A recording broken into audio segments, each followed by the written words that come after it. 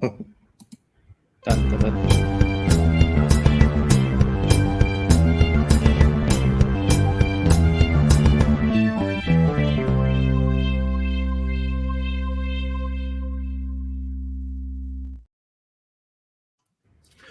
Welcome to another episode of ComX Recent Reads. I am or Sizzle or Shane Syddall or whatever.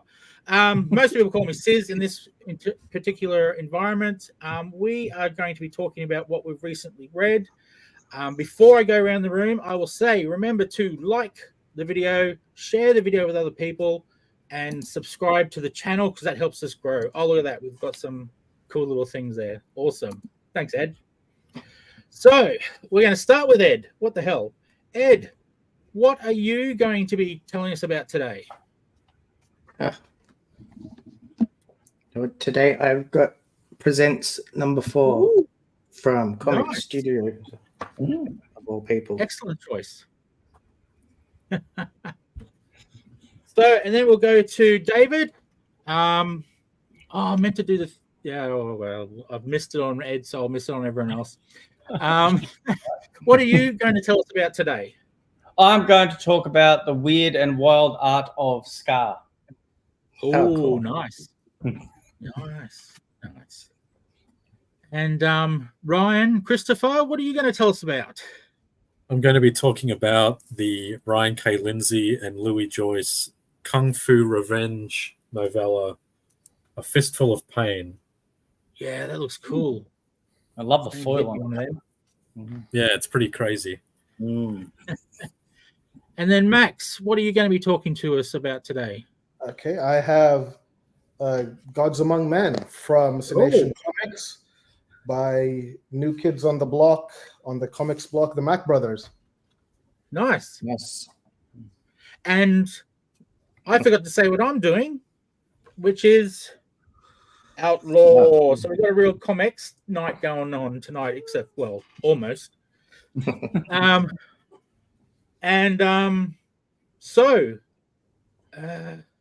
We got some comments. comments, yes. We got Carrie says, howdy all. Howdy. And I spy Astro Boy. Oh, yes, nice. Oh, yeah, there's Astro Boy. We got Hey Well-Read Humans from Nick May. From Nadia's Art. Hi guys, awesome. Hey, Nathan. All right. Cool. Well, I'll start it off because I like to start off to show everyone what not to do. And the part that I missed in the intro, I'll do now. So I am Sizz, the ComX guy. So I'm all things comics. There, that's what I'm known for. Okay, so like I said, Outlaw is what I'll be talking about today. I did a funny thing that Stu, the creator of this, with Oscar, his son, also the editor, I believe. I read 2 thinking it was the first one because I got it as a PDF, so I didn't notice the cover. So I read 2. I quickly skimmed through 1 before the show, but I read 2. So the action starts in 2. No, I'm sure it starts in 1 as well. But this is a great book. It starts with I keep forgetting his name. It's usually just people. William, that's it. William has put on the armor in 1 because I read it slightly, skimmed through it to see why he had the armor, and they were being invaded or terrorist attack or something. So he put the armor on to protect himself.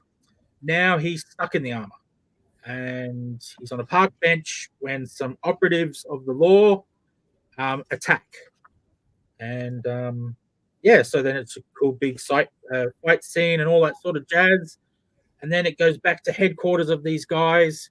And there's I won't go into the detail of that because that'll kind of ruin what the guy finds out in 1. And it ends with him going, "What have they done?" And this one, you find out what they've done. So there's a big fight between him and the guy in charge over what they've done. That is the worst explanation of a story ever.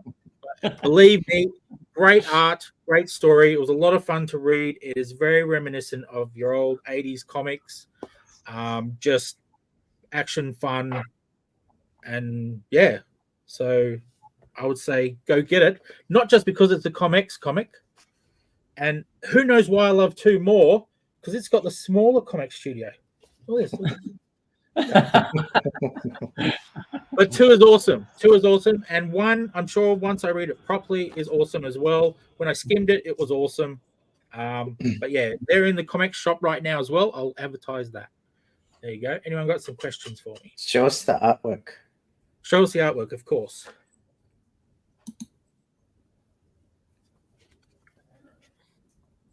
There's one of the fights. Oh, yeah. There's the guy sort of going, "Oh no, help me, help me!" And then they're just attacking him. Yeah, so the allusions to Ned Kelly are obvious right off the bat. So would you say this is a sci-fi rendering of the outlaw legend, of the bushranger legend? Yeah, I believe, I don't quote me on this, but I believe that was Stu's intent, was to get an Australian feel to Iron Man. So the Ned Kelly look to it gives you that Australian feel. I believe. He's never told me. That's just what I interpreted from things that have been said. Well, yeah, it is iconic, so I can see why he would gravitate towards that iconography. Yeah. That It works really well too with the suit. Yeah. It looks really cool. Yes, yeah, and it makes sense. We all know that Ned Kelly donned that garb, that tin suit, because it's no fun being shot. It's especially in the with those like with those round pellets. They're the soft-lead ones. Musket balls. Yeah. Yes. Yeah, Balls. back in the day. Yeah. Yeah, that's right. Yeah. Yeah. High speed ball bearings. Yeah. Be better if that technology lived now and we had no automatic rifles. It was just all about put the powder in, tuck it down. I'll get you. Just wait there. Stay there. Don't move. The world would be such a safe place. It would be such a safe place. And mind you, that wasn't my joke. That was someone else's joke. But Right. it just resonated. So I heard it from somewhere. But it's just like, it's so true. If the military just stuck with that, didn't advance anymore. Yeah. I mean, if you were robbing people, you'd have to be prepared and accurate. Oh, absolutely, absolutely. And if someone's going to rob you with a musket pistol and they get away with it, kudos to them. Yeah, that's right. They get one shot, basically one shot. You get one shot. One shot. If you find a body of a guy with several musket wounds, it's like, what were you doing, mate? Standing still while somebody shot you over and over. Yeah, it really makes you question. It's just like if someone ever flew a spaceship into the asteroid belt, they'd be absolutely a moron to actually run into an asteroid because the closest distance is 1 million kilometers. All right. True. Really weird. Yeah. So we move on to the next person, do we? Should we get some comments in? I'll get some comments. Yep. Sorry, I didn't realize there'd be more. So we've got Jeffrey. Hey, Beats. Jeffrey. So, Hey, g'day Jeff. all. And Shawnee's, time to bankrupt myself again. And Lee Chalker with the hand singles. Hey, Lee. Cool. So, who do I pick this time? Let's go with David. Hey, no worries. Totally predictable. That's where it always goes, the top right. Top right. No worries. I can get this. I can talk. Okay, Known so for the splitting sides. Yes. what? Yes. Creator of Oh, yeah, splitting that's my sides. Yeah, one and only. Okay, so the book I've been reading recently is. Oh, no, there we go. Hold on. Wild Art of Scar. Now I haven't been in the comic scene for very long, so it's only been a few years. And I've attended a few small events. So I first came across these guys when I attended a Creator Day out in Alternate Worlds, where a bunch of creators were there. Some that have appeared on this podcast several times, and I was immediately drawn to the table of Steve Carter and Antoinette Ryder, and I grabbed one of their comics, and this wasn't the first one I grabbed. There was a few others. They've been published by Reverie by a lot of people. But what for me, I mean, I love a lot of the stuff that I read, but with their work in particular, there's just a color vibrancy that they have. There is a real kind of limitless feel. Like, you love animation because animation doesn't have the realities of filming live action. You can literally do anything you want with animation. These guys kind of, I feel, push the boundaries of that with their comic book work. Oh, yeah. Especially with their monster designs, interspecies. It's just, it really was an eye opener for me, because I was really just a Batman Marvel guy with comics and Spawn. I was a big fan of Spawn, still am. Astro Boy, of course. But when I looked at their stuff, it was the kind of work that I just couldn't put it down, because it was just so out there, and it was just even their typography. I'm a graphic designer, so like I love type and typography, and all of their hand rendered titles. So it's their own fonts, and they just do everything. So it's all of those details, and their color work as well. Like I was mentioning before, the vibrancy, but just a little example of that. In one of these shots here, you've got sort of like, you've got like a magenta-y background, with colors on top and characters, and everything's just black outlined. They just make everything work. And the vibrancy of the outfit here for this particular character, it's got where is she? Oh, there she is. Yeah, that one. Yeah, it's got the blue skin, and then she's got, yellow arm, and sort of the magenta outfit as well. It's just really, they just push the primary colors. They push it out there, and I just really love their work. It's just it's vibrant, and just the themes are they're beyond what I would ever think of to put together. Yeah. Just a very big fan of their work. And so anyone out there who wanting to read comics with a bit of a difference and want to sort of take a ticket, get on the train and not really know where the hell it's going to take you, I really recommend Scar's work, because it certainly does that for me. And they're published by a wide range of people, and if you ever at a convention and their table's there's bound to be something there you're going to want to pick up and just have a read of. It's just a nice I think it's just a nice variant to other things that you'd normally read if you're big into superheroes or detective or heavy horror stuff. Reading some of their stuff, it's just got a bit of everything, and some of their work is really funny too. It's got there's a good bit of humor in there. But that's me. That's what I've been drawn to at the moment recently. How many of their books did you pick up? I noticed you showed more than one. Yeah, I actually only have 4. Only? Oh, is that all? 4. There might be a few others that they were involved in a series called Worlds Within by Reverie. Yeah, I remember that one. And that's got a lot of other great creators doing Worlds Within as well. But they've done some features in that series. They have other really good ones like the Femosaur. It's pretty cool. So it's just this is a black and white treatment too. This is not that wasn't, but the rest of the comic sort of has a more of a black and white feel to it. But but nice solid lines, and it's again, even the cover of this one's amazing. Just love all the detail working in, and the composition's just fantastic, and the balance of the color. I don't know, I'm just a really big fan of it. Just a very it's just really cool to look at. Having monsters become textures in themselves and merging into other things, and having a monster that has a hand that has monsters on the fingers, and and I just love the limitless vibe that they have. They really just push the boundary and just literally just let their imaginations just run amok on the page. And I just think it just works so well. Yeah. Agreed.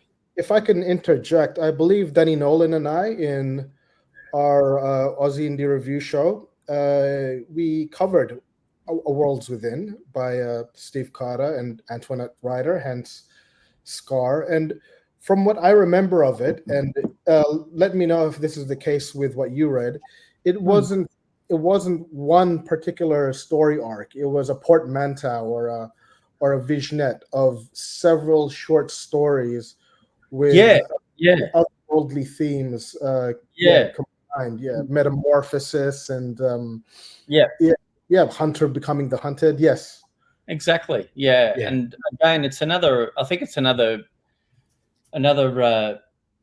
interesting element to their work is that it's all intermingled, like the design of the art itself. The themes of the story do the same thing, and they just sort of it's just everything's just churning and twisting and smoldering in there, and I love it. Absolutely. And the art itself, I believe Danny was apt to call it old school. I mean, I'm quite new to the comics game, but would you say that that's an accurate rendering? It's very nostalgic in its artistry. Yeah, for sure. And it's even the novelty little things, the micro details, even down to the page numbers on some of the stories within these books too. The page numbers are actually just hand drawn with a little circle around it, and they used to find that on really old comics. And it's lovely to see that they still adopt that style into their work now, still maintaining that, which I think is really cool. I would say that they still use a very hand to the drawing table style of work, which I tend to relate to too, because I like working at the drawing table, and my digital stuff happens at the end. I really like that hand drawn feel to their work. Just adds a sense of nostalgia, like you said. I think that's a valid observation for sure. Yeah, it's definitely giving those sort of early EC comics vibes, like thrilling sci-fi stories and all that sort of stuff that they were publishing in like the 1950s, like that sort of throwback element. Yeah, no, for sure. There's just so much. Not all friendly for every viewing person. Just you've gotta have an open mind. Good little observation there. That's true. Not on every story, but just got not every story. No. Limitless. Just buy a ticket, take the ride, and just let it just take. Just be open. I think it's fantastic. Yeah, it is. I've read quite a few of their stories now, and they're a lot of fun. Oh, absolutely, and that's what very different from anything else. Yeah, I don't shy. I love good in-depth work as well, serious stuff, political stuff. But it's lovely to have a refresher in that limitless world where it's a lot of fun, and their story writing is great. Like the writing in it is really wonderful too. So it's when I was reading through this collection, especially just in one of the stories, they just have some large blocks of story detail, and I'm just following. I'm just going, this is really well thought out, and you just go to the next page and you just get all these wild animals and monsters and travel and time warps. And it's excellent. Yeah, it's good fun. Yeah, well, that's cool. Thanks for that, David. No worries. We shall go to Max. Oh yeah, sorry. Comments. Hey, Stu, you just missed out on the review of Ned Kelly and a myriad discussion about old-timey muskets. You have to rewatch later, Stu. at how badly I talked about your book. And the opposite of talking badly about books, we've got Max. So, Max, Yes. tell us about Gods Amongst Men. From the vast expanse of the Scar galaxies, we now take a more micro view of the dank and dark back alleys of Richmond, Melbourne in Gods Among Men. Now, right off, you can see from the front cover that the details of this particular book, and anyone who knows the Australian indie comic scene will know the name of Benjamin Sullivan, because he, like as you earlier mentioned, he doesn't work digitally. Is there a word for that when you traditional? Yeah, when you work traditionally, when you work analog, and I heard in a previous podcast that I was on that he still uses razor blades to accentuate his artwork. So that's what that's what you get here. The emotion in every line and every stroke. I did read the book. I'm not going to concentrate on the cover. That's what I used to do back in high school days when I didn't read Wuthering Heights, and I just talked about the cover for a while. But I did read Wuthering Heights, and I did read Gods Among Men. And the first thing that really comes out to me, and this is what I relayed to the Max brothers, is that this comic book has a sense of place. Immediately after I read it, I looked up Rise Burgers on Google Street Views, and I did that whole stalkery thing where you play with a street view camera to see if you could get the right angle, and all of this is there. All of the like this beautiful cover here. This is this splash page, I should say. It's not a spoiler. The Mac brothers have used it in a lot of their publicity. But yes, that building with the arches is there. It's still there on Google Street View. And the sense of place is very palpable, and that's something that is very difficult to do with any medium. Now, this starts like with Goodfellas. It starts with a sort of nefarious prologue, and in a sense, you could say that this whole book is a prologue. It's not very thick; it's very thin, but a lot of it is set up.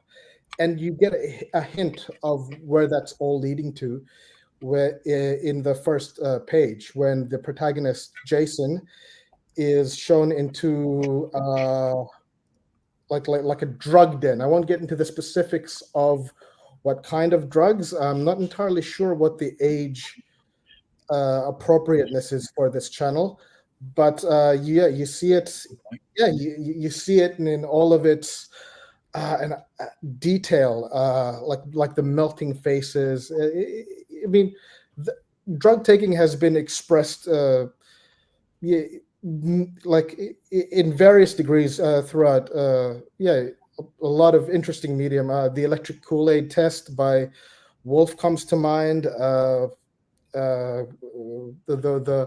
Tommies, the Who is another, and there's quite a few.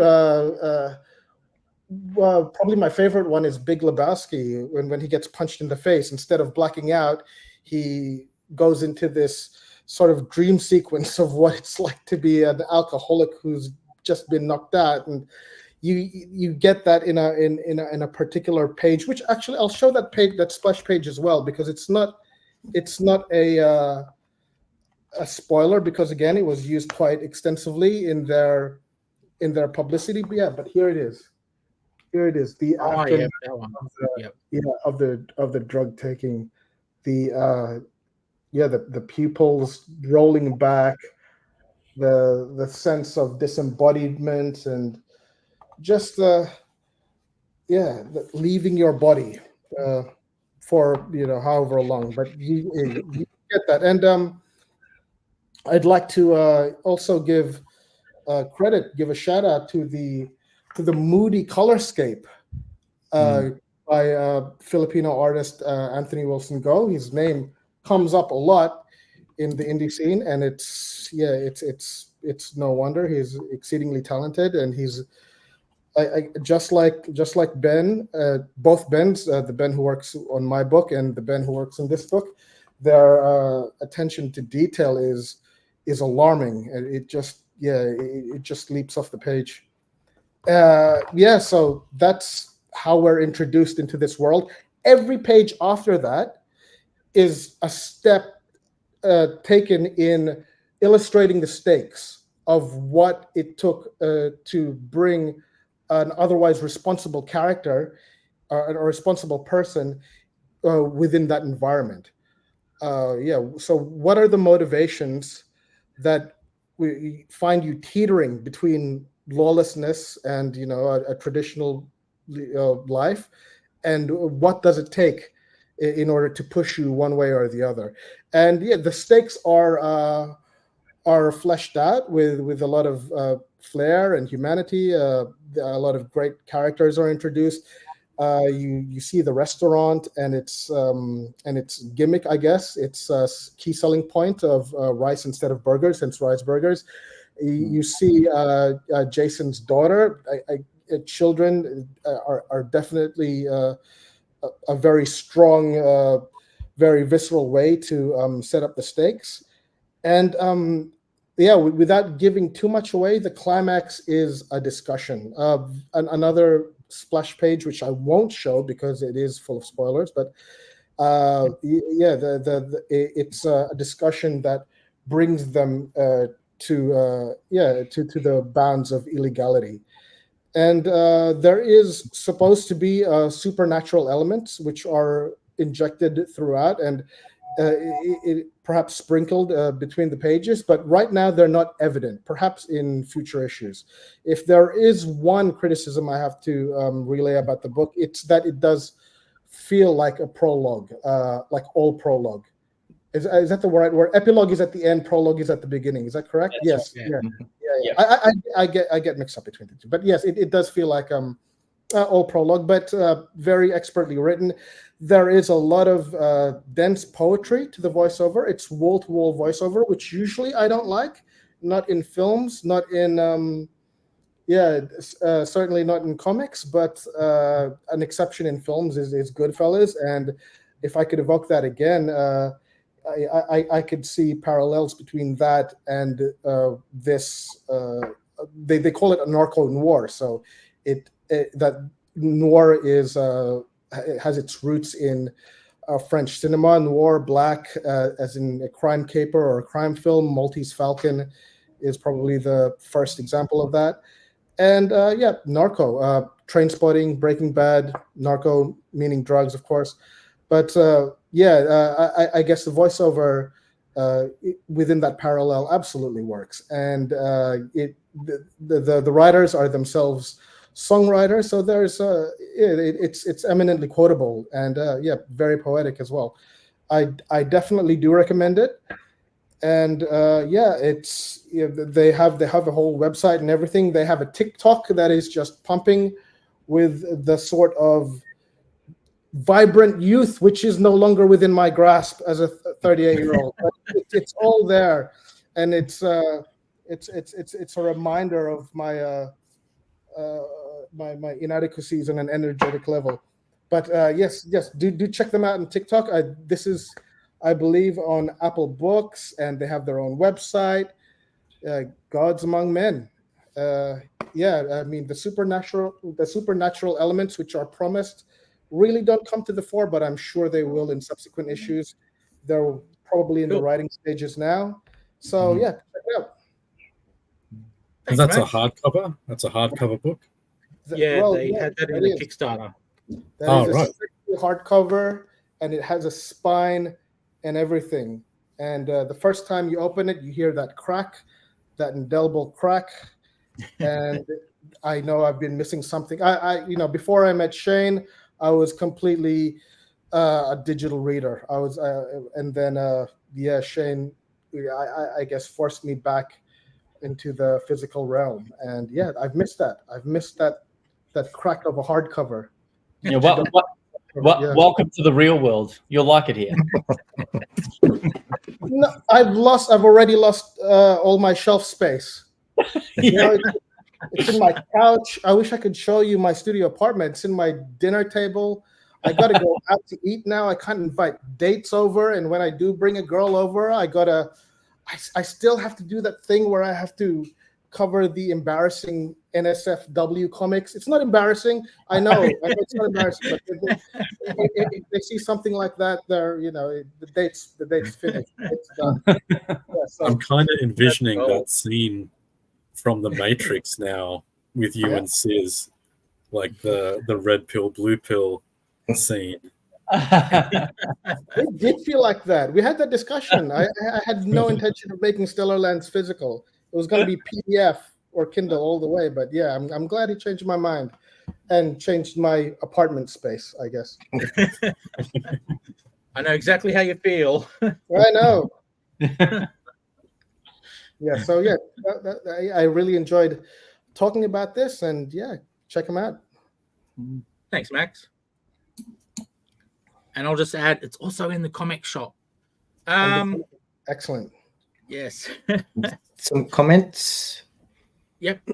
We've got great art in that book. Agreed. And I'll be sure to go back and watch the start. If it's a good review, your check is in the mail. Well, there's no check in the mail then. Okay, so we've got Ryan of Cornerbox Comic Art. That's it. Tell us about your book, my friend. All right. So my book is A Fistful of Pain. Wow, that looks sick. Yeah. Doesn't it? So this is by Ryan K. Lindsay and Louis Joyce. So Ryan K. Lindsay, probably best known for Beautiful Canvas and Eternal, published by Black Mask. Chum and She at the Tower of All That Is Known, both published by Comics Tribe. Louis Joyce, known for Hap Haven, which has just had a deluxe edition reprint from Oni Press, came out in June. And he is currently tearing the house down with Godzilla Skate or Die, which he is both writing and illustrating for IDW. So check out all those. But to focus on this one, it's available in this fancy foil embossed hardcover and soft cover. Oh. So the story is basically a kung fu sibling rivalry revenge epic with dragons. Oh. So the story. Oh, sorry. The story focuses on two siblings, Shin and Sloane. It's set in Melbourne, Australia. Oh. And they come from a family where a family of scale herders. So they're an ancient bloodline that have been tasked with sort of keeping the peace and caring for these dragons that exist in our world. And they have one dragon in particular that is like the family dragon named Gilgamesh. And it is Shin's best friend in the world. And her sister decides that she wants the dragon for herself and takes the dragon from her. And then it turns into the ultimate sibling revenge drama with kung fu.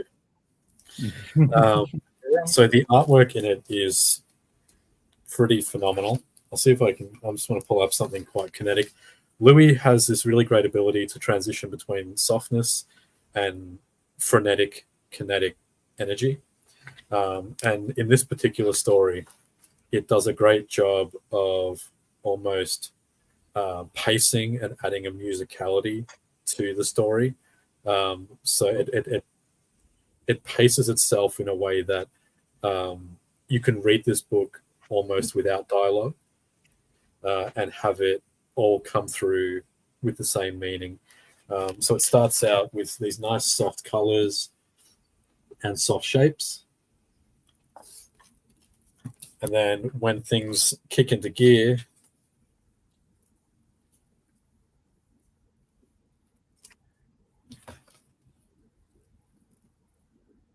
Oh yeah. Oh, cool. Nice. you bring this crazy frenetic energy to the forefront.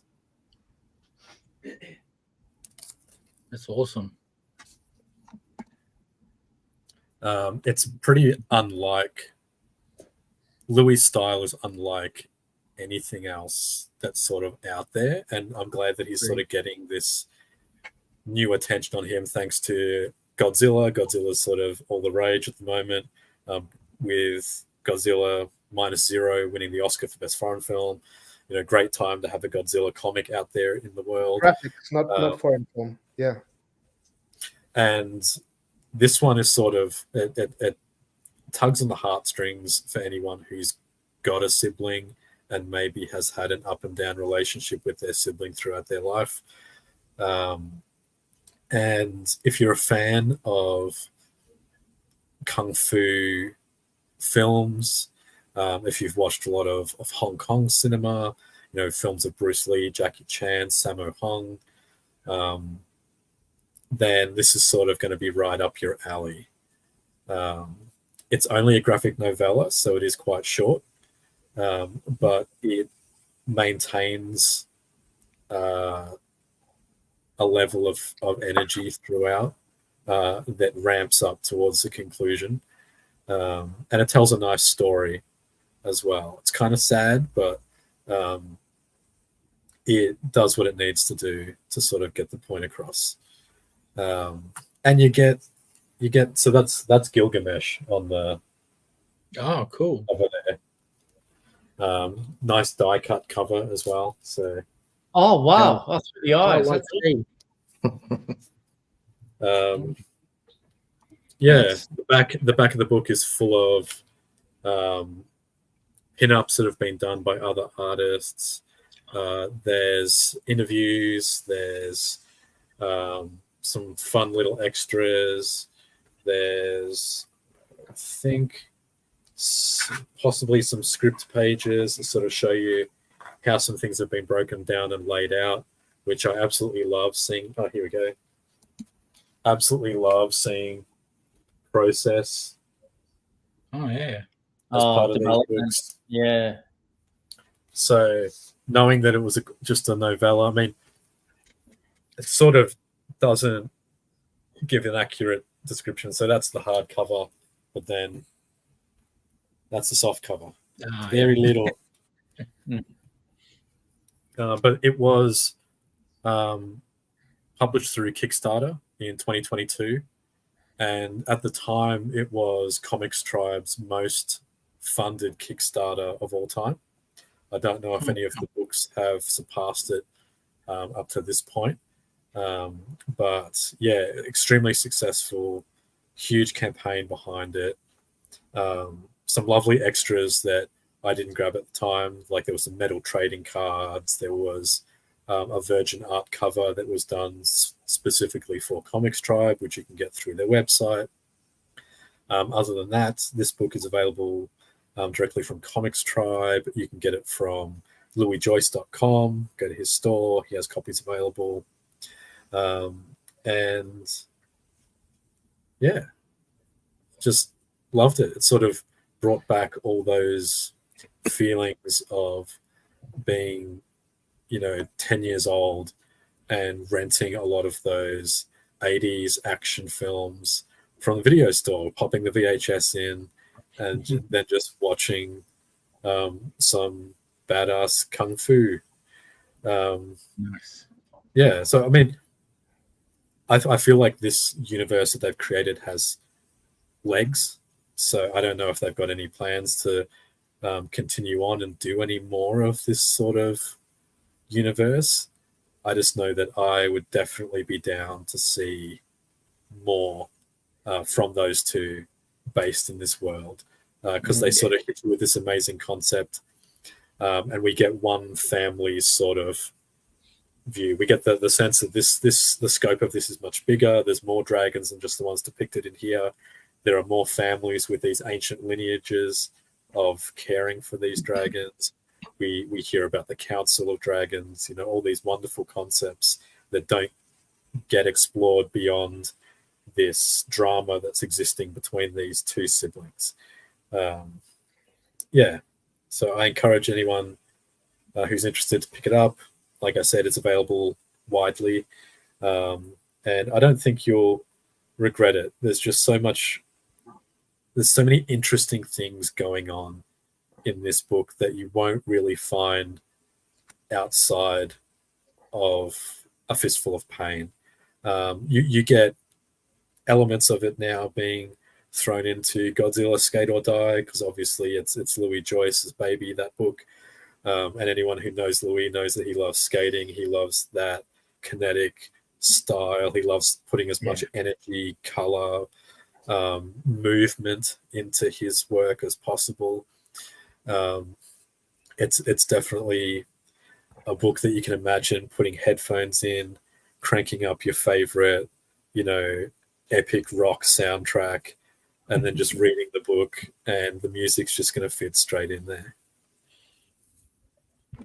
That's awesome. You said it's based in Melbourne. Is there any of the creators from Melbourne? I don't know where Ryan Lindsay is from. Yeah, neither do I. We will see if I can shed any light on that. Maybe he's in the comments. Site for that. It's down at the moment. I'm not Ryan, actually sure. He might be watching. Ryan, Kay Lindsay might be Where are you watching. from, Ryan? Yeah, please reply. Just send in your comments. The title, A Fistful, implies Western, in particular spaghetti Western sensibility. Do you see any of those tropes there, like standoffs and lingering? Oh, absolutely. Let me show you. I'll show you my favorite spread from the book.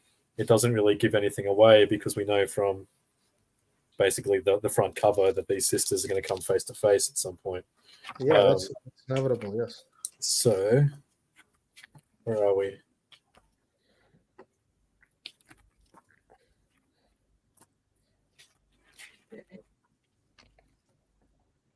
Just while he's looking, Oh, yeah. Oh, that was cool. Yeah. So the fight scene itself, so you get this epic standoff, and then the fight scene itself actually takes place within those boxes that make up the background. Cool. Very innovative, Yeah, it's definitely, there's a lot of things that I haven't seen other people do in a comic before, that they've done to give something which is a short format much more legs. It's one of those books that you can read half a dozen times because there's so much going on. There's so much to focus on. I mean, you saw how many boxes line that background. Every single one of them has something interesting and dynamic going on within it that could have easily have been, a panel in and of itself, but it's broken down to create like this pacing of this back and forth fight scene between these two sisters, and I just love it. I love the way it's depicted. Isn't it great when you can read something that will always deliver something to you every time you read it again? Like, because you're always finding more detail that you may have missed the first time. You still would have gotten the story and the plot and everything, but it's amazing. It's wonderful how there are works out there that can deliver that. And like I said, you can read the story, so you can read all the narration, you can read all the dialogue, which will fill out everything that you need to know about this world. But then it's kind of also interesting to go back and read it and not focus on that at all, and just take in the visuals that are being presented to you, because it's sort of like a comic in two parts in that way. Awesome. Oh, that's great. Sounds like a great book. Thanks, Ryan. No worries. I'm adding that one to my list of growing books that I need to get. Why do we do this show again, Ed? For me to spend money? Is that it? Well, before we go to Ed, we'll check out the comments. Ooh. So we've got Shawnee's. Ooh, would be great if we could have a bookcase like the Matrix Armory. Yes. Those sliding ones like they have in archive centers and stuff like that, where they all collapse and concertina in. That's what we need. You got hi everyone from Allison. Ooh, bonus features. I really got to get that off the shelf and read it. And I like the idea of stories from different people in a particular world instead of just following the same few people forever. Not that I don't enjoy that too, but we need variety. Yeah, that's a good point. I agree, Sean. Just got one in. That's why I love Star Wars Visions. Oh, I don't know that. Okay. No, I haven't read that one. Yeah, before we continue, I just want to say that I was reading this actually last night. That's why it was so close. It's a small book from Louis Joyce, which I got, about 2018 or 2019, 5 years ago. And it's a short story about dealing with fatherhood, becoming a new father. So cool. So he can be, as you say, frenetic and kinetic, but there is also a beauty, an undeniable beauty in his stillness. Look at that. They're just kids. Yeah. Like being supervised.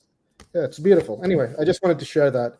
The universe is very big, but sometimes it's very small. And who knew that Louis Joyce would come into both our paths in quick succession. Thanks, Max. All right. We'll go over to Ed, Master of Radical. Tell us about your book. Okay, so I've got Presents number 4. And straight off the bat, that's a really great cover by Peter Wilson. It's such a great composition, clever idea. With all the guys hanging off a line up in the sky. And they're all the characters from the book. And there's 4 stories. We've got The Crow by Morgan Quaid, Alexei Brasnik Franz, Baba Canyon, and Alex Alvarez. And it's got some really interesting credits there. I've never seen an art director or creative direction credit on a comic. And this is the Crow one. It's got really clean, nice, cartoony artwork. It reminded me of like a Saturday morning cartoon kind of style. But then you've got because it's Morgan Quaid, they've got the zombie throwing up into the crow's mouth. Because he likes to do that sort of stuff. Kids. Oh, Ed, you can just read it. You read it because I won't have to open mine. Mine's here somewhere as well. Like I said, huge piles thanks to Shane. Yeah. Yeah, mine's growing and growing. So we've got the Crow story. That zombie guy, I think, is maybe Lucifer, and he's using the crows to search around for his daughter. And then we've got Foes by Peter Wilson. I did a review of Foes on episode 3 of this very show, but if you haven't checked out the Foes story with the donut battle, and Peter Wilson's just saying. Peter Wilson's expert use of action, of scene to scene action. It's really great, snappy dialogue. Yeah. Foes is just an excellent comic book. And then as there. what Adam was talking about, we got the Victims of Space by Scar, Internet Writer, and Steve Carter. His name escaped me just for a second. But yeah, this is crazy. I was getting vibes like 2000 AD, where they've got the sci-fi language. Oh yeah. The crazy action, like the imagination, all the weird aliens. Yeah. So it's like a kind of a crime story where these two schlubby criminal guys are trying to get off planet, and then they accidentally bump into an invasion of Amazonian like crazy warrior ladies. Is that one? And they kill one of the Amazon warriors, and then it turns into a chase story, and then that blue girl comes and helps them. And they get the little bumpers on her head turn into that's pretty cool. war clubs and beat up all the other girls. Yeah, I love it. And it's also like the psychedelia of she shows them alternate dimensions of stuff that could happen to them, and it's got like this underground 60s comics feel. And 2000 AD, it's like the science fiction stuff's it's very pulpy, and it's a lot of fun. It's just you can see the inventiveness of the imagination. Yeah. Just on every page. And then the final story is Sunshine by Stuart Black. That's another great cover. That's cool. Yeah. It's a really great composition. And it's kind of just describes what's going on in the story. So there's a ghost attacking people at Flinders Street. We might recognize that fellow there. Trying to escape from the ghost. And then Run from those ghosts. That's what I'd do. The hero comes in. That's Sunshine. And there's great like the action, like that looks like a kind of a manga inspired scene there. And really good superhero kind of action stuff. Yeah. And then there's sorry. So who's the illustrator? Is it Antoinette Ryder or is Stuart Black? This is Stuart Black. It's a different story. All right. A different story. Yeah. So there's a transformation scene like in the 80s. Japanese cartoons. It's really cool. And then it ends really nicely with the little look to camera and kind of like this is just the start of stuff that's going to be happening. So that is ComX Presents. It's 4 stories, 4 creative teams, and it's really good. Yeah, I might add with Stuart's story, he actually ended up liking that story that he wrote in Presents so much, he ended up making a full comic of it. He continues the story from that point, adds a bit more into that story. And he's made a book called, I think it's just called Sunshine as well. Yeah. Oh, wow. Yeah, that story really feels like it's setting up. It's a really great setup for a bigger look at the world with the ghost. So she's a ghost hunter, and when she kills a ghost or sends it to heaven or hell or whatever, she then gets their powers. So there's a lot you can do with that from a action superhero kind of storytelling perspective, with all the different powers that she could get from the different bad guys. And you find out in the extended story in the book that he wrote why she's doing that, why she's a ghost hunter, and what it means, and why she's going through all that effort to hunt them. So yeah, I won't ruin that. Get his book, Sunshine. Cool. Give us a little bit of a pitch as far as like people watching. Why should they go and pick up ComX Presents? Like, why should they be grabbing these anthology books? Well, it's like if you're old enough to remember compilation albums where you'd get different bands that got a song each on the thing, and that's how you discover new bands back in the day. Yep. Now that's what I call music. and on a cassette tape with with Ludacris and Celine Dion. Yeah. Yeah, so it's the same thing. There's 4 stories. There's 2 creative teams and 2 solo cartoonists. And if you haven't seen their stuff before, it's a great way to get into their stuff. Yeah, and to get a find taste. out. Yeah, that's the power of the anthology is to you get 4 different stories. They're all good, and you don't have to invest into a full comic from either of any of the teams. Just like what the comments were going on before about saying they want some variety, and that's exactly what that I guess that style of publication would offer. You've got different artists, different writers, different stories. They can get a really good sample and explore some different worlds within one book. Yeah. And before you go to the comments, Ed, I'll add that Presents is actually also a nice place for people who haven't been published before to get a story published. It's a nice place for them to expose themselves and for readers to learn of these people who haven't yet published anything before.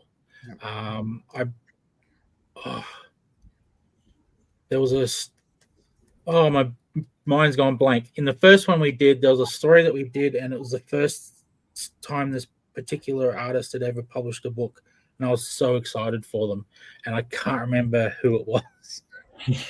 But I was very excited for them, whoever they were. But it was the first story that ever published was in Presents, so I was it's great learning. Yeah, you learn about the prints, the proofs, and how your work can manifest onto a page. It's it's from a creator standpoint, it's all about learning. Yeah, cool. And I believe they can learn more on the ComX.net .au website. So I was just going to see what you did, and it's just ComX comx.net.au. That'll take you to the main site. Top right corner is the menu. Just hit that to go through the different pages for the shop. And I think people can find out a little bit more about what they need to do if they want to get published in ComX Presents or ComX Presents Noir. Is that right, Sis? They can, and that's over on comxstudio.au. Yeah. And that's where you go to find out about the people currently in the ComX studio. And we also get to find out how to submit and all that sort of stuff, be it in Presents or be it a full comic. All right, let's have a look at the comments. We got Don. We just got my copy. Haven't read it yet. Allison's, I like the artwork. Reminds me of a pinball machine. Oh, yes. 1982 out of the blue. Cool. Well, this is the part of the show where we go, do you want to be on the show? Would you like to be on this show or maybe even one of the other shows that we have? There's 5 of them throughout the week. All you need to do is go to comx.show/interest, and that will take you to a little form. Fill that out. Tell us a bit about yourself. Tick the boxes of the shows that you're interested in being in, and I will get back to you. And we will discuss getting you onto these shows. For this particular show, all you have to do is love comics. That's it. And come on with a book that you liked or enjoyed, whatever word you want to use. And that's all the requirements of this particular show, and that you do it at the time zone that we do it at. So you don't even have to be Australian. You don't even have to be a creator. You can just be someone who loves comics and you read something recently that you loved. So yeah, that's it. And this would be the part where I also go like the video if you haven't already, because we're doing great so far. And share the video with your friends so they get to find out about these books as well. And then subscribe to the channel because it helps us grow. It helps the channel get seen by more people, and helps us show you more. So this would be the part where we now go to the guest plug, which I have to bring this up because there's a timer. You get a minute each. I'm sorry to say to Max that video still hasn't appeared. Yeah, it should be. Yeah, it should be there. Maybe you put it somewhere else. Technical difficulties. Oh, we haven't got that on this one, do we? That's another show. No. Oh, well, while you try to do that, I will do my promotion first, and that is I'll put this one up, Ed. Oh, you can't see the timer. What a shame. Rigged. Well, start the timer now. It's also me who starts it, so who knows? Okay, yeah. So myself and Kez are going to this Saturday. It is the UQ Sci-Fi and Fantasy Society's Sci-Fi and Fantasy Fair. It's on the 17th of August, Saturday at 8 a.m. till 4 p.m. Did I say p.m.? Oh, did I say 8 a.m.? Oops. I'm even reading it and I got it wrong. 10 a.m. until 4 p.m. at St. Lucia campus in the building called Mod West, which is also called 11A. In the rooms 120/121. They've opened up 2 rooms, 2 lecture halls, whatever you want to call it. So we'll be in there. We are one of 20-something store holders. There's some cosplayers and there's some other things that I couldn't tell what they were from their names. And there's us. We'll be there. And we've just gone to 0. And don't worry about Sizz. I've just been told the whole reason you should be there is to see Kez. Mm-hmm.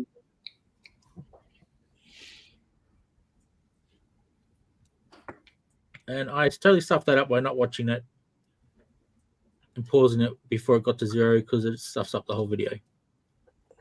Cool. So that's my minute. And I'll take that down. You bring in Doug?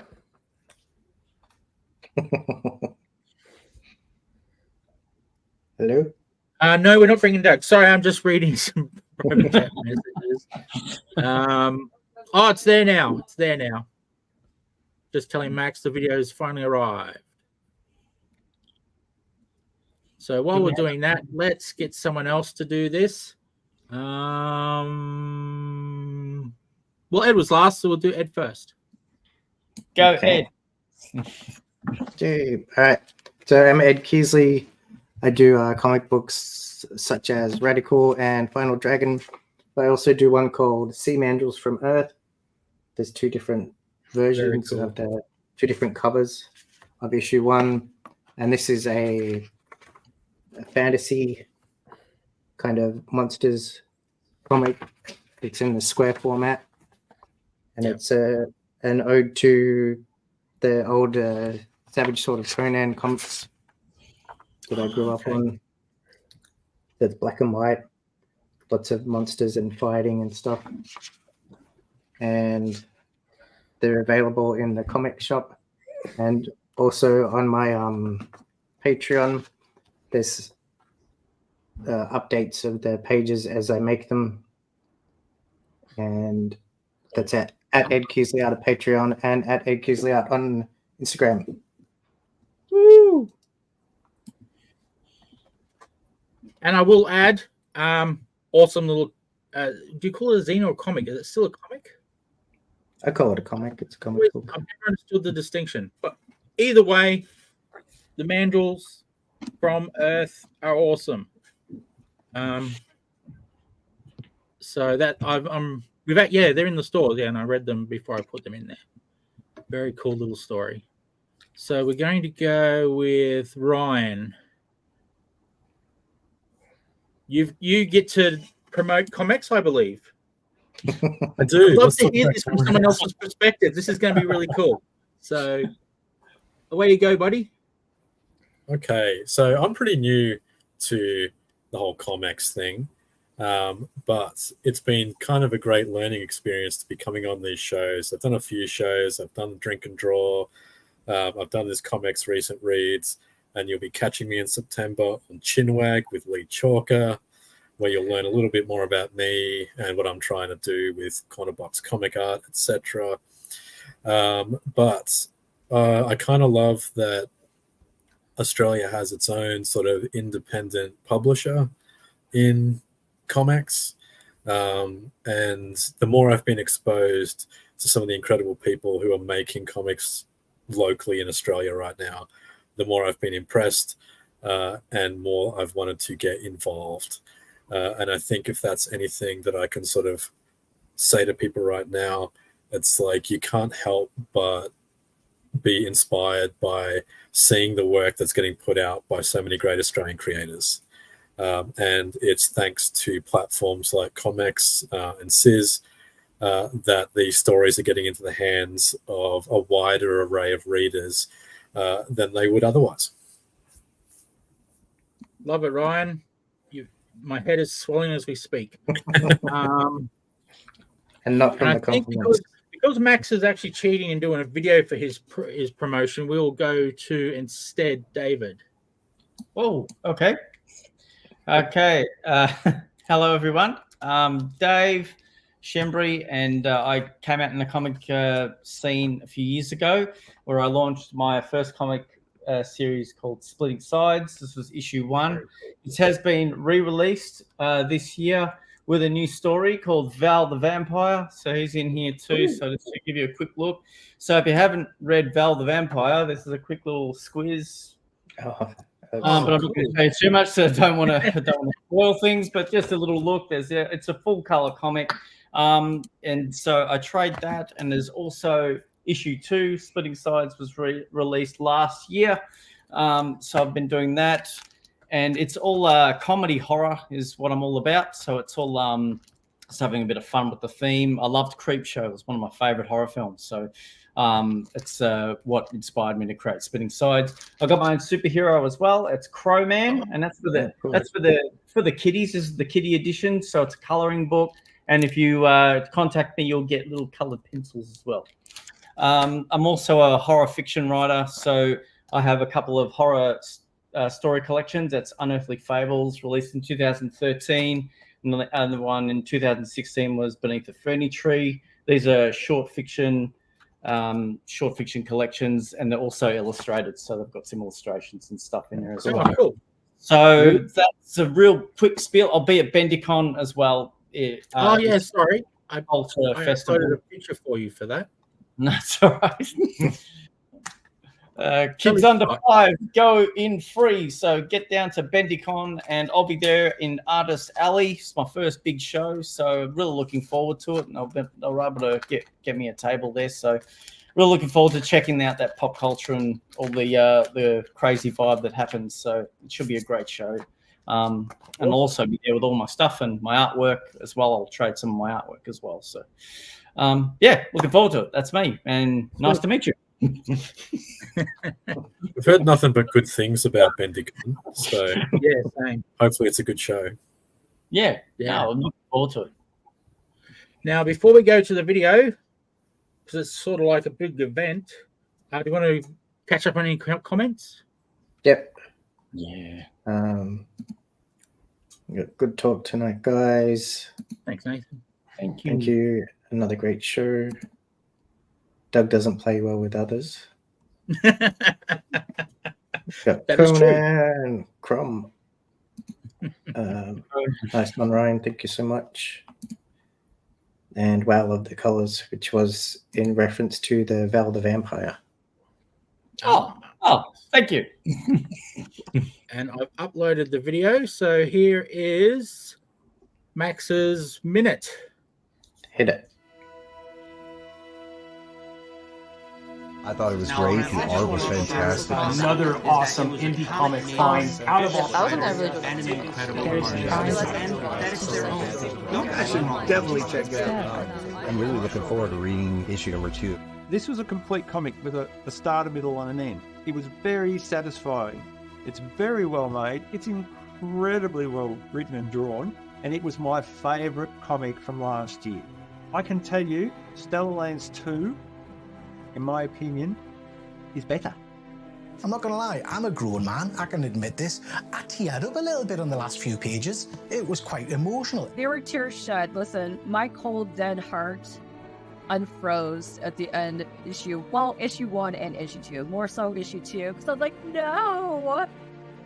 I felt that I was alive again, okay? So you're getting quite bang for your buck, I would say, because most comic books are half this size at this price point, which I think is quite the deal, to be quite honest, because the art is amazing and obviously the storylines are incredible. So I read it, and it's fantastic.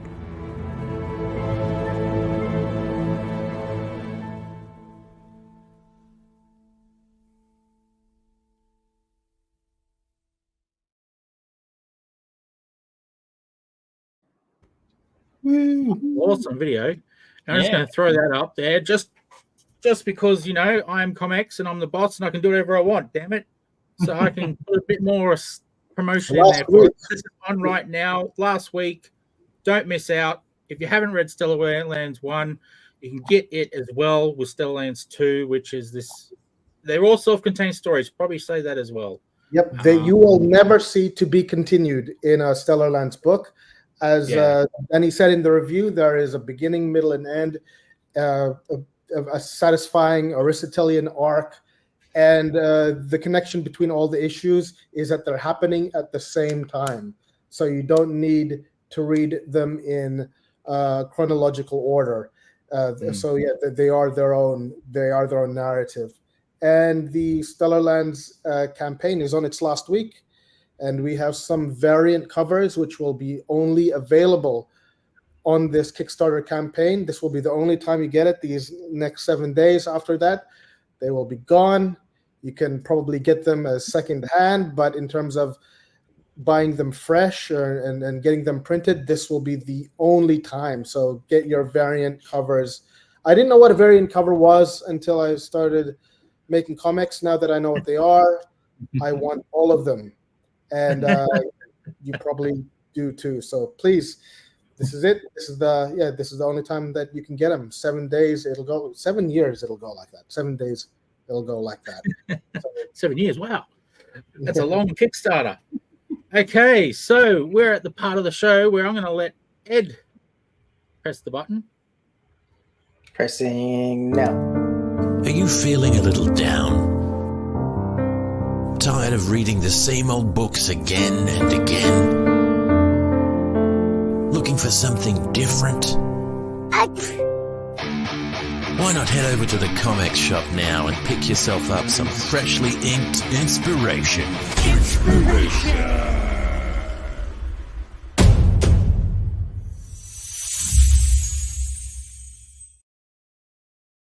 Yeah, inspiration.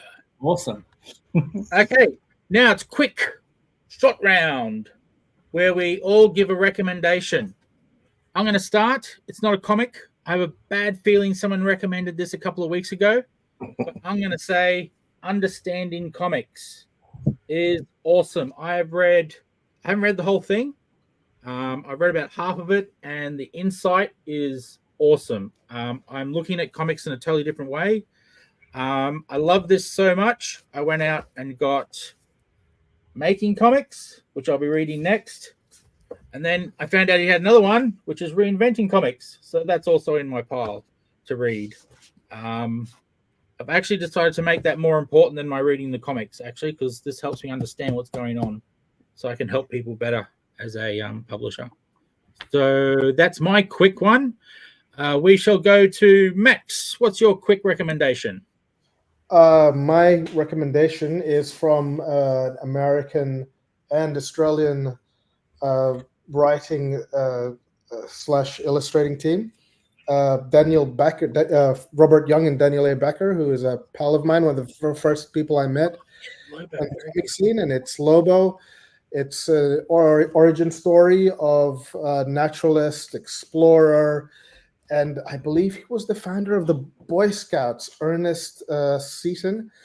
And it looks at his travails at hunting a particularly troublesome wolf in the New Mexico Valley. From what I've read the whole thing, but from what I know of the behind the scenes, the wolf in question, the titular Lobo, he's not an alien bounty hunter. He's a particularly adept and innovative wolf. He represents a sort of consolidation, a conglomeration of all of the particularly alpha wolves that Seaton had come across during his I guess his time away from his illustrator's desk, because he did work as a early 19th century illustrator, and when he wasn't doing that, he was helping settlers with their wolf problems and making setting traps and ensuring the safety of ranchers and so on. And the first few pages shows how Lobo outsmarted early attempts to capture him, and then Seaton was deployed, and what follows is a cat and mouse game between the two. And I think at its core there is a element of guilt. There's a powerful psychology in the book which might give reason or origination to Seaton's efforts in conservation in the latter stages of his career. Both Daniel and Robert do an excellent job giving not human, but personifying the wolf in question. Wolf is just wolfing, man. He's trying to survive in harsh, unforgiving terrain, which is now populated by Westerners in their expansionist policies. And there's really no bad guy here.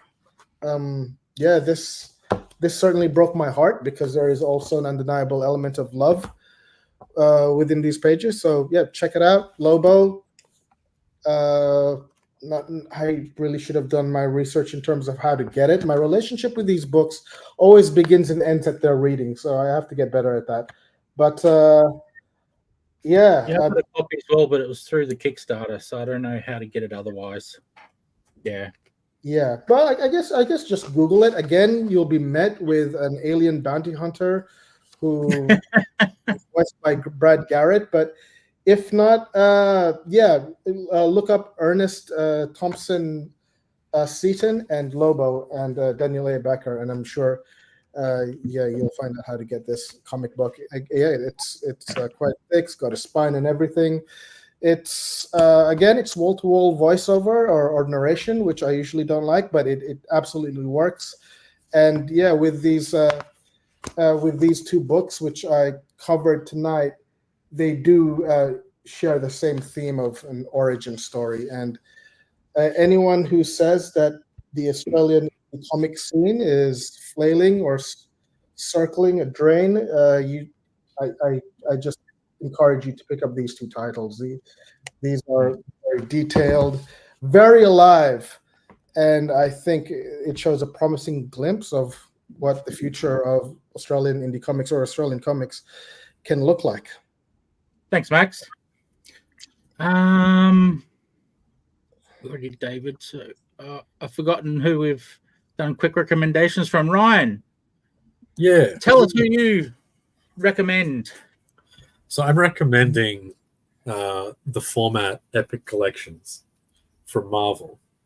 Oh, nice. So this is something I've become addicted to when they come out now, is collecting the X-Men Epic Collections. This particular one collects the Brood saga by Claremont, Cockrum and Smith, that sort of took place between 1982 and 1983. So this collects all the issues of X-Men, the annuals, and any special issues that tie in to sort of give you that story. You can find the Epic Collections broken up into lots of different story arcs, going from Children of the Atom, which is the first issue, which is like the Stan Lee, Jack Kirby years, all the way through to second Genesis, so your Chris Claremont and your Dave Cockrum and John Byrne, all the way through to your modern or your more modern collections, so your Claremont, your Jim Lee comics, your Adam Kubert. So if you're a fan of X-Men, I think that's a really cost-effective way to collect the story arcs that you really love without having to get all of that often sort of unnecessary filler that can come bundled with an omnibus. Take that so these ones tend to collect a year or two's worth of stories into, a decent chunky trade. Could I just ask a question? Is the inside still color, or is it like the Essentials black and white? Color, full color. Oh, sweet. Yep. And Nice cheaper than glossy Omni. color pages. They reproduce all the covers and stuff as well. So that's cool. Yeah, you get all the issues broken down as part of the larger story arc. And I really love it. It's got a checklist in there, so it lets you know which issues are contained within the series, that's when cool. they came out, what the issue was actually called, and then in the back gives you a rundown of like all the different epic collections that are available up to date with whatever issue this one was published. Wow. So this one only came out earlier this year or late last year. Okay, cool. But as you can see, there are across the Marvel titles, there's several hundred just a few epic collections available for you. So if you love Spider-Man and you want certain Spider-Man stories told within an arc, that's available. If you love Iron Fist, I think there's 2 Iron Fist epic collections that are available. Avengers, it breaks down. If you want just the Doctor Doom Avengers stuff, you can get that. If you want just the Galactus Fantastic Four stuff, you can get that. It's sort of broken down so that you can be a completist and collect them all as they come out. This is volume 9 of the X-Men. They've been sort of chipping away, so they don't necessarily come out in order. They don't come out 9 and then 10. They come out so far by whatever they think is going to sell well at any given moment, or whatever's going to tie into whatever they're releasing it as well. The most recent one that got released for the X-Men was Fatal Attractions, which ties in well to X-Men 97, just having its first season, which borrowed heavily from the Fatal Attractions storyline of Magneto kind of going a bit mad and ripping Wolverine's adamantium out of his body. That's Fatal Attractions. And the next issue for the X-Men that's coming out is the iconic God Loves, Man Kills storyline. So I recommend, you can pick and choose your favorite creators, your favorite storylines, or you can be a nerd like me and you can just get them all. Quickly, Ryan, so what's your favorite storyline? I'm a massive Magneto person, so there's so many great Magneto storylines that have taken place. There's the reintroduction of the character by John Byrne and Chris Claremont, so that's sort of I Magneto years where we learn much more about his backstory. We find out that he's a Holocaust survivor. We learn more about his complex history with Charles Xavier. He has some of his increased sort of post-Brotherhood battles with the X-Men, all the way through to the Jim Lee, Adam Kubert eras. So like your Mutant Genesis, where he sort of comes back and he has a bit of a megalomaniac messiah complex in the early 90s. I'm sort of happy to jump into I mean, I love it all. So the Brood Saga is a great story. You get some vampires, you get some aliens, you get the Starjammers, you get, you know, the Shia Empire floats in and out of different stages throughout these years. So I don't know. I'm just going to interject and not answer that question, and just two of you have forgotten this. Quick recommendations. I was going to be quick, but then Max said. I'll just say I'm Magneto. I'll look for that next time. Yeah. That was the first thing you said. Yeah. Sorry, I just had to put that in there because two of you have really stretched out this quick. Ed, what would you quickly recommend? I'm going to do a non-comic book one as well, but it's cool. Trading cards that come with Kickstarters or whatever they are. I just got the Foes ones today. It's quite an extensive set. That one. Tons of them. That one's mine.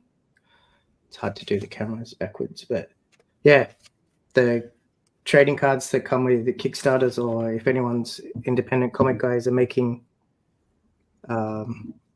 trading cards, get those because they're great if you're into trading cards. Cool. Okay, this is the part where we go. If you're interested in coming on the show, did David do?